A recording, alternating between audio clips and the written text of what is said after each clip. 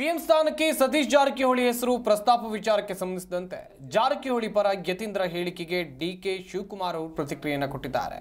Doctor ಯತೀಂದ್ರಗೆ notice ಬಗ್ಗೆ ನಾನು ಏನು ಕೂಡ ಹೇಳೋದಿಲ್ಲ, ಈ ವಿಚಾರದ ಬಗ್ಗೆ ಈಗ ಏನು ಮಾತನಾಡೋದಿಲ್ಲ, ಈ ರೀತಿಯಾಗಿ ಡಿಸಿಎಂ ಡಿಕೆ ಶಿವಕುಮಾರ್ ಅವರು ಹೇಳಿಕೆಯನ್ನು ಕೊಟ್ಟಿದ್ದಾರೆ. ಎಲ್ಲಿ ಮಾತಾಡಬೇಕು ಅಲ್ಲಿ ಮಾತನಾಡ್ತೀನಿ ಎನ್ನುವುದಾಗಿ ಬೆಂಗಳೂರಿನಲ್ಲಿ ಮಾತನಾಡಿರುವಂಥ ಡಿಸಿಎಂ ಡಿಕೆ ಶಿವಕುಮಾರ್ ಅವರು ಈ ಹೇಳಿಕೆಯನ್ನು ಕೊಟ್ಟಿದ್ದಾರೆ.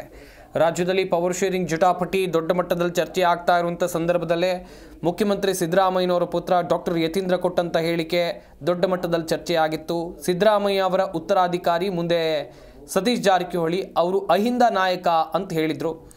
ಈ ಹೇಳಿಕೆ ಕೊಡ್ತಾ ಇದ್ದಂತೆ ಎಲ್ಲೆಲ್ಲೂ ಕೂಡ ಚರ್ಚೆಗಳು ಜೋರಾಗಿತ್ತು. ಕಾಂಗ್ರೆಸ್ ಪಾಳೆಯದಲ್ಲಿ ದೊಡ್ಡ ಮಟ್ಟದ ಸಂಚಲನಕ್ಕೂ ಕೂಡ ಇದು ಕಾರಣ ಆಯಿತು. ಡಿಸಿಎಂ ಡಿಕೆ ಶಿವಕುಮಾರ್ ಅವರನ್ನ ಪ್ರಶ್ನೆ ಮಾಡಿದಂಥ ಸಂದರ್ಭದಲ್ಲಿ ಯತೀಂದ್ರಗೆ ನೋಟಿಸ್ ಕೊಡುವಂಥ ವಿಚಾರದ ಬಗ್ಗೆ ನಾನು ಏನೂ ಕೂಡ ಹೇಳೋದಿಲ್ಲ, ಈ ವಿಚಾರ ಎಲ್ಲಿ ಮಾತಾಡಬೇಕು ಅಲ್ಲಿ ಮಾತಾಡ್ತೀನಿ ಅಂತ ಬೆಂಗಳೂರಿನಲ್ಲಿ ಡಿಸಿಎಂ ಡಿಕೆ ಶಿವಕುಮಾರ್ ಅವರು ಹೇಳಿಕೆಯನ್ನು ಕೊಟ್ಟಿದ್ದಾರೆ.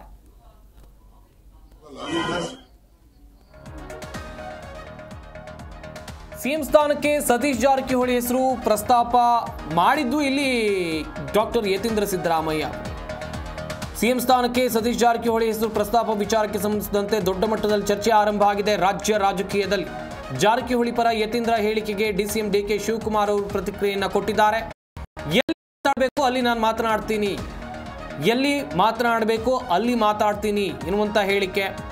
ಒಂದು ಕಡೆಯಲ್ಲಿ ಡಿಸಿಎಂ ಡಿಕೆ ಶಿವಕುಮಾರ್ ಅವರು ಇಷ್ಟೆಲ್ಲ ಜಟಾಪಟಿ ಆಗ್ತಾ ಇದ್ರು, ಇಷ್ಟೆಲ್ಲ ಚರ್ಚೆಗಳಾಗ್ತಾ ಇದ್ರು, ಯಾಕೆ ಮೌನ ವಹಿಸಿದ್ದಾರೆ ಎನ್ನುವಂತ ಪ್ರಶ್ನೆ ಇದೆ. ಹೋಗಲ್ಲ